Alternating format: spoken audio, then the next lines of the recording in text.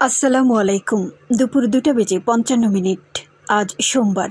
বাংলাদেশ বেতার কক্সবাজার। স্থানীয় খবরে স্বাগত জানাচ্ছি শামীম আক্তার। কক্সবাজারে প্রধানমন্ত্রী শেখ হাসিনার বিশেষ প্রকল্প ভূমিহীন গৃহহীন পরিবারকে পঞ্চম পর্যায়ের দ্বিতীয় ধাপে জমিসহ গৃহ প্রদান কার্যক্রম উপলক্ষে গতকাল জেলা প্রশাসনের সংবাদ সম্মেলন অনুষ্ঠিত হয়েছে। জেলা প্রশাসকের কার্যালয়ের শহীদ এটিএম জাফর আলম সিএসপি সম্মেলন কক্ষে আয়োজিত এই অনুষ্ঠানে সভাপতিত্ব করেন জেলা প্রশাসক মোহাম্মদ শাহিন ইমরান। এতে অতিরিক্ত জেলা প্রশাসক রাজস্ব মোহাম্মদ জাহিদ ইকবাল, সদর উপজেলা নির্বাহী কর্মকর্তা ফারজানা রহমান, কেন্দ্রীয় আওয়ামী লীগের ধর্ম বিষয়ক সম্পাদক সিরাজুল মুস্তাফা, জেলা জাসদ সভাপতি নইমুল হক চৌধুরী টুটুল সহ সংশ্লিষ্টরা উপস্থিত ছিলেন। সভায় জানানো হয়, জেলায় আরও 261 ভূমিহীন গৃহহীন পরিবার জমি সহ ঘর পাচ্ছেন। আগামী 11 জুন প্রধানমন্ত্রী ঈদগাঁও উপজেলার ভাদিতলার পূর্ব দরগাপাড়া আশ্রয়ন প্রকল্প প্রান্তে ভিডিও কনফারেন্সে যুক্ত হয়ে এই এলাকাকে ভূমি ও গৃহহীন মুক্ত ঘোষণা করবেন। অনুষ্ঠানে ভূমি ও গৃহ বুঝে পাবেন সদর উপজেলার 75টি, ঈদগাঁও উপজেলার 146টি এবং মহেশখালী উপজেলায় 40টি পরিবার। উখিয়া রোহিঙ্গা ক্যাম্প থেকে মিয়ানমারের সন্ত্রাসী সংগঠন আরসার শীর্ষ নেতা শহীদুল ইসলাম প্রকাশ, মৌলভী আকিজ সহ 5 জনকে গ্রেফতার করেছে র্যাব 15। একই সঙ্গে তাদের কাছ থেকে অস্ত্র, গোলাবারুদ ও বিস্ফোরক উদ্ধার করা হয়েছে।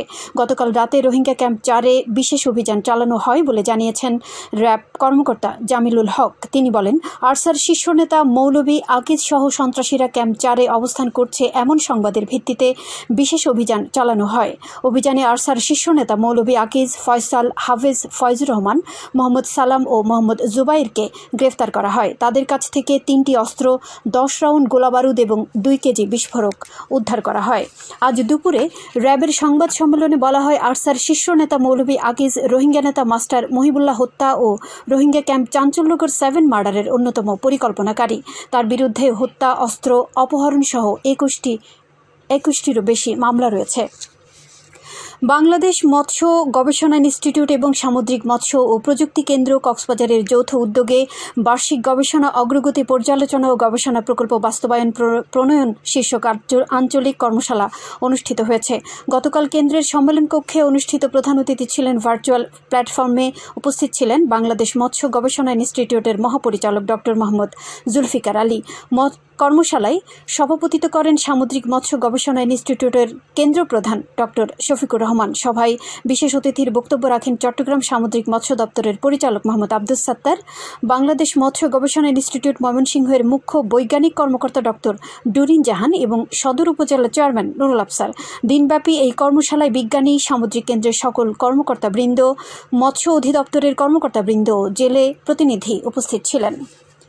নতুন পাঠ্যক্রম বিস্তরণ প্রকল্পের আওতায় শিক্ষকদের 2টি প্রশিক্ষণ আজ কক্সবাজারে শুরু হয়েছে। শহরের বাইতুল শরফ জব্বারি একাডেমিতে এর আয়োজন করেছে উপজেলা মাধ্যমিক শিক্ষা অফিস কক্সবাজার সদর। স্কিমটি বাস্তবায়ন করছে মাধ্যমিক ও উচ্চ শিক্ষা অধিদপ্তর ঢাকা।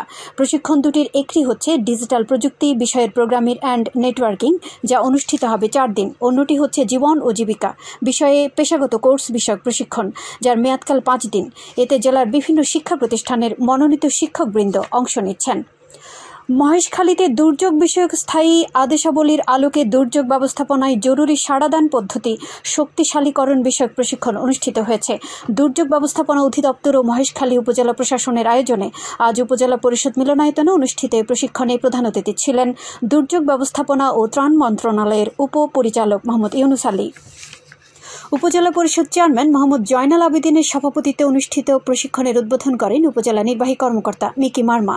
এই সময় উপস্থিত ছিলেন জেলা ত্রাণ ও পুনর্বাসন কর্মকর্তা জাহাঙ্গীর আলম, উপজেলা প্রকল্প বাস্তবায়ন কর্মকর্তা, উপজেলা ভাইস চেয়ারম্যান, মহিলা ভাইস চেয়ারম্যান সহ উপজেলা দুর্যোগ ব্যবস্থাপনা কমিটির সদস্যবৃন্দ উপস্থিত ছিলেন।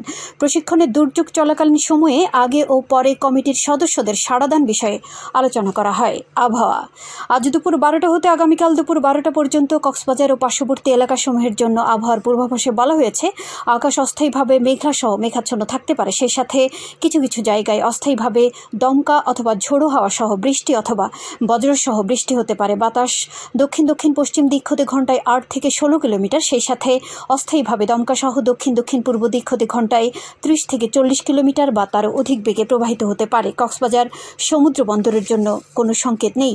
আগামী 24 ঘন্টায় দিন ও রাতের তাপমাত্রা প্রায় অপরিবর্তিত থাকতে পারে। আজ সূর্যাস্ত সূর্যাস্ত যাবে সন্ধ্যা 6:34 আগামীকাল সূর্যোদয় হবে ভোর 5:09। আজকের সর্বনিম্ন তাপমাত্রা ছিল 25°C এবং সর্বোচ্চ তাপমাত্রা ছিল 36°C। এখন জানিয়ে দিচ্ছি বাঁকখালী নদীর মোহনা ও সংলগ্ন এলাকার সামুদ্রিক জোয়ার ভাটার সময়সূচি।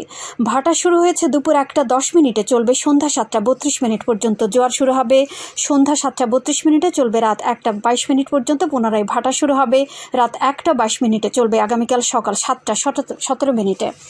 সবশেষে পর্যটক বার্তা। পর্যটন নগরী কক্সবাজারে আগত ভ্রমণ পিয়াসুদের সাগরে নামার পূর্বে সাবধানতা অবলম্বন করার জন্য অনুরোধ করা হচ্ছে। যারা সাঁতারে দক্ষ নন তাদের পানিতে বেশি দূর যাওয়া উচিত নয়।